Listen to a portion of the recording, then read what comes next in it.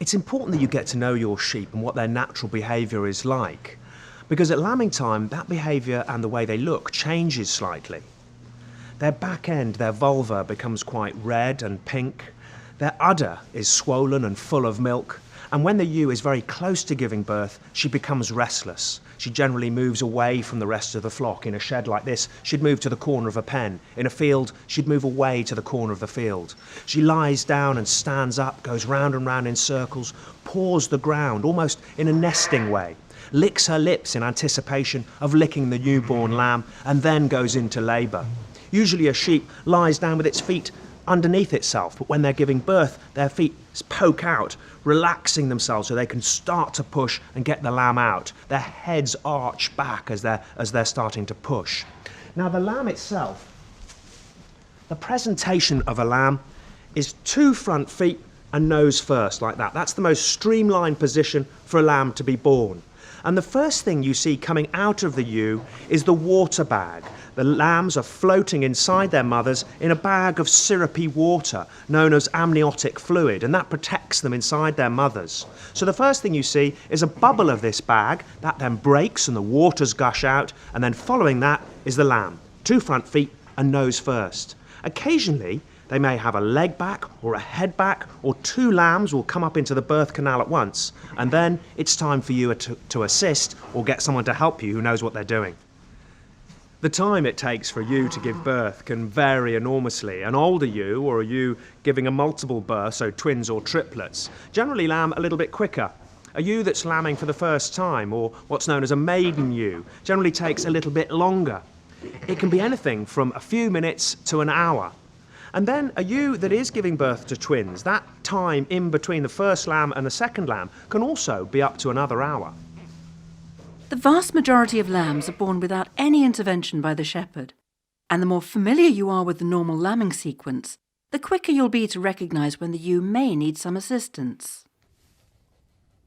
The last 3 to 6 hours before lambing is the first stage labour, during which the cervix dilates. The ewe will separate herself from the flock to find a birth site. Try not to disturb her at this time or interrupt her natural behaviour. As birth approaches, she'll lay down on one side as she starts to strain. At this stage, the contractions come about every 15 minutes and last just a few seconds. A thick, creamy mucus will be expelled from the vulva, and this signals an increase in the frequency and strength of her contractions, which now come every 2 to 3 minutes. At the end of first stage labour, the ewe's cervix is fully dilated to allow the lamb to enter the birth canal, and the water bag will appear. But don't worry unduly if you don't see this, as sometimes it will burst inside her. Second stage labour follows, which can take anything from a few minutes to an hour. You'll notice how hollow the ewe's flank appears in front of the pelvis, as her increasingly strong straining pushes the lamb through the birth canal. Shortly afterwards, as the contractions become stronger, the lamb's nose and front feet, pointing downwards, will become visible, often surrounded by a transparent membrane. The ewe will now strain even harder, and the slippery lamb will be born.